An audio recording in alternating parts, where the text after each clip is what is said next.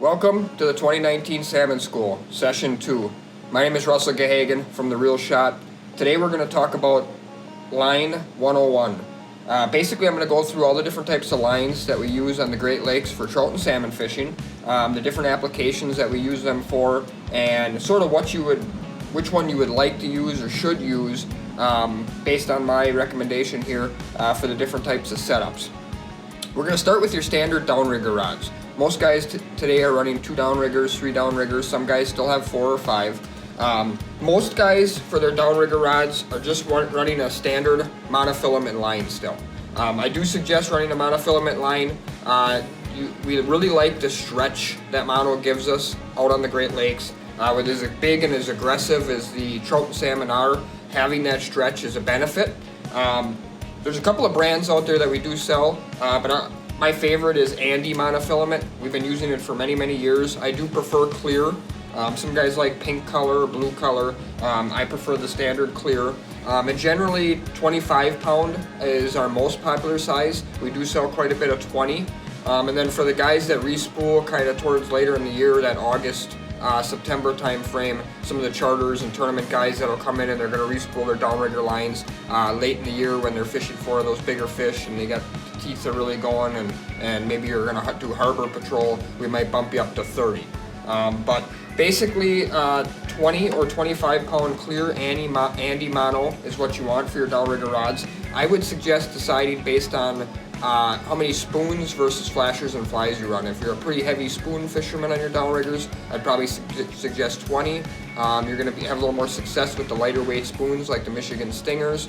If you're more of a flasher fly fisherman, or you fish, mainly Magnum spoons on your downriggers, which would be like myself, then 25 pound is probably for you.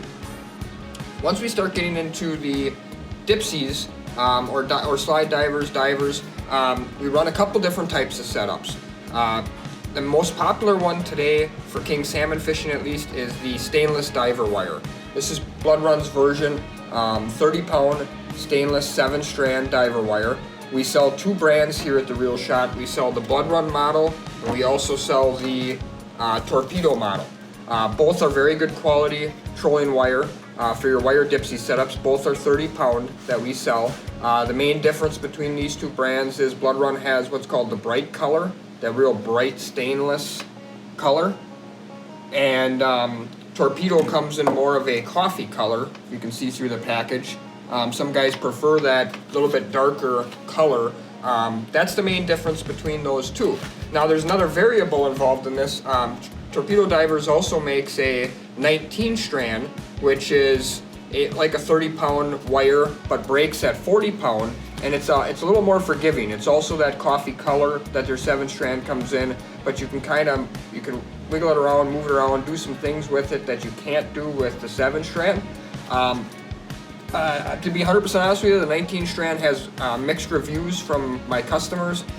Some guys love it, some guys really prefer the 7-strand. The 7-strand is still our #1 seller, but if you haven't tried the 19 strand and you're looking to try something maybe that a little bit easier to work with, a little more forgiving, don't be afraid to try the 19 strand from Torpedo. A lot of guys are running either 4 wire diver setups now, or they're running 2 wire diver setups and 2 braid setups, as their high divers. If you're going to run the braid as your high divers, that does give you the advantage to be able to run either the regular Magnum Dipsy or like a slide diver or a Magnum slide diver. We're using 50 pound braid on all of our diver setups. I set up a lot of braid diver setups for fishermen almost on a daily basis, and for all of those setups we're just using 50 pound braid. We're using the dark green stuff. Either Power Pro or J Braid are the 2 main brands here we sell at The Real Shot. Both are very good quality, both are great products. The advantage with the wire to the braid, if you're not familiar, versus just using like standard mono, is both the braid and the wire cut the water a lot better than the mono, so you get a lot more depth. You can get deeper with braid and wire than you can with mono. And a lot of guys also believe in the harmonics, the humming, the noise that the wire gives off in the water, and they think that's why king salmon prefer the wire even over the braid at times. But both of these options are great if you're trying to get down deeper in the water column, 40, 50, all the way on down to 100 or more with a Dipsy diver or a slide diver in a Magnum version. Both of these options, the braid or the wire, will work for you. With the wire, you obviously do need a special type of rod, so make sure you do take that into consideration. The braid, you can basically use any rod that's designed for Dipsy diver fishing. Next, I want to talk a little bit about leaders. Whether it's leaders behind your divers, that's really critical. You're using a snubber and you need a 10 or 12 or 15 foot leader behind your diver. Or it's leaders on your copper, your lead core, your weighted steel. Maybe it's a leader on your small weighted rods for coho fishing or steelhead fishing out deep.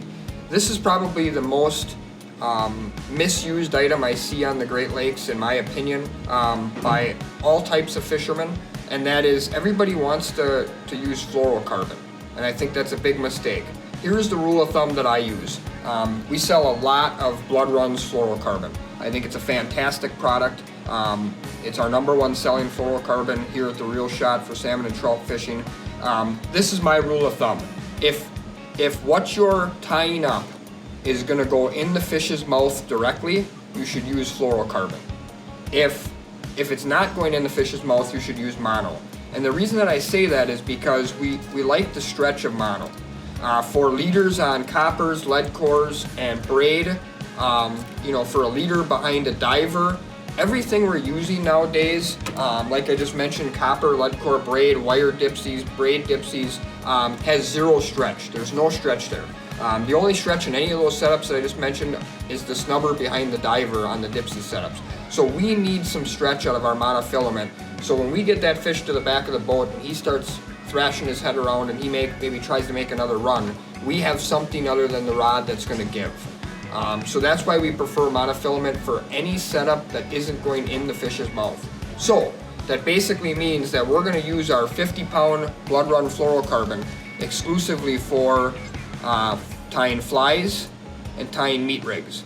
That's what I prefer.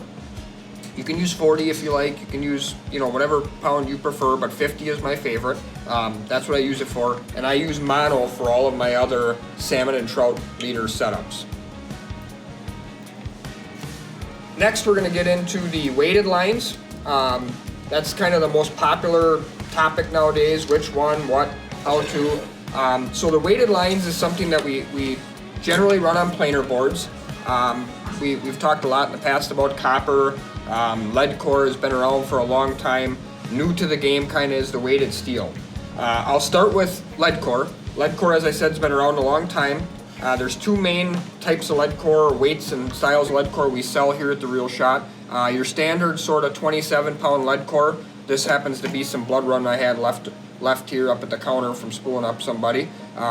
We sell multiple brands of 27-pound lead core, the standard stuff that's been around for a long time. Very popular for guys that are fishing steelhead, cohos up high, 1 color, 2 color, 3 color, 5 color type stuff. There are still some guys using 5 and 10 colors of lead to get down further, most of which guys have switched over to copper or weighted steel. Sort of new to the market 4 or 5 years ago or so, Suffix and some other brands, I think Western Filament maybe, and a couple others have now brought out this micro lead, they call it, where these particular models, I think most of them or all of them come in the 18-pound version, which historically was thought of more for walleye fishing. But basically this lead core is thinner diameter than the standard 18-pound lead, and it also dives about 30% deeper. They also claim it's stronger. I can personally say that I've used this Suffix advanced lead core now for 3 seasons, I think, or so. I've had no issues with it whatsoever, and it is nice to use because you can get more backing on your reels. You can use smaller reels for some of the setups, and it just gives you a lot more options because that lead core isn't taking up so much room on the reel. You can add more lead core if you want, go with a 5 or a 10 color instead of a 3 or a 5. Or like I said, you can just get more backing on or use a little bit smaller reel. So this new advanced lead core from Suffolk, also some of the other brands out there like I mentioned, Western Filament of them, and this micro lead is a game changer. It's a really nice product. The last comparison here I want to go over is copper and weighted steel. We'll start with copper. We sell Blood Run Copper. It's the #1 brand that we sell. It's a great product. Basically, it's what was referred to a few years ago as the super copper. Now pretty much everybody's making it. It's this silver looking stuff that's a little bit easier to work with. We sell it in the 45 pound and the 32 pound models, both of which I think are a fantastic product. 45 pounds a little bit better seller, but 32 pounds coming around as guys are starting to figure out that the variance in the two in total depth achieved is not very much. Very small difference in depth achievement between the 45 and the 32, but yet the 45 is quite a bit thicker and takes up a lot more room on the reel. With that said, the way copper acts and is made, it kind of pulls through the water at a very straight line. It doesn't move up and down in the water column like the lead core does, so you kind of know what you got here. For example, if you have a 300 foot copper, you're going to be down in that 65, 70 foot range. That's where you're going to be. It's not going to raise up to 50 foot, and it's not going to drop down to 90 on you. This stuff that's the way it works. And that's what's nice about it, is you do know where it's at. It's a great product. Like I said, the Blood Run stuff is durable, works very well, and guys seem to really, really like it. A couple of years ago, torpedo divers came out with a product called the weighted steel. And they did that because copper was sort of an intimidating stuff, or an intimidating product for a lot of fishermen. If you get a backlash, you can sort of blow up your reel real quickly with a big tangle in the copper if you let it out too fast. Or if you do get it tangled in another rod, a lot of times you can't salvage it. The whole spool is shot on your reel. It's not cheap, obviously, so if you do get a mess, it could be a $30 or $40 respool. So guys were kind of looking for another option. And Torpedo came out with this weighted steel, which is, I call it a hybrid. So in my opinion, it's directly between a copper and a lead core. It has the same sink rate as copper, in the sense that 300 foot of weighted steel, with all things equal, will dive the same as 300 feet of copper. But it acts like lead core more in the water, being the fact that you can go like this with it, as I am, not kink or damage the weighted steel, which is a huge bonus. You can open up your reel, pull it out as fast as you want, blow your reel up, pull the weighted steel out, and you will have no kinking, no issues, no damages to the weighted steel. The differences between this and the copper is that this will move around a lot more in the water column. Guys are saying that they aren't seeing the straight depth that they get out of the copper. For example, the 300 foot weighted steel dives in that 65 to 70 foot range, but with lots of current, speed pickup, speed droppage, you may see the weighted steel drop or raise significantly in the water column in comparison to what the copper does. So it moves around a lot more in the water column, which is something that we've seen over the years with lead core, and some guys really, really like that. They think it adds action to the bait and it creates more strikes. Some fishermen really, really prefer the copper. They've had a lot of success with it, and they want to make sure they're down in that depth range that they need to be down at. So it sort of becomes a personal preference. I think a lot of it also is your experience on the water. If you're new, we're setting a lot of the newer guys up with the weighted steel, as it's a little easier to work with.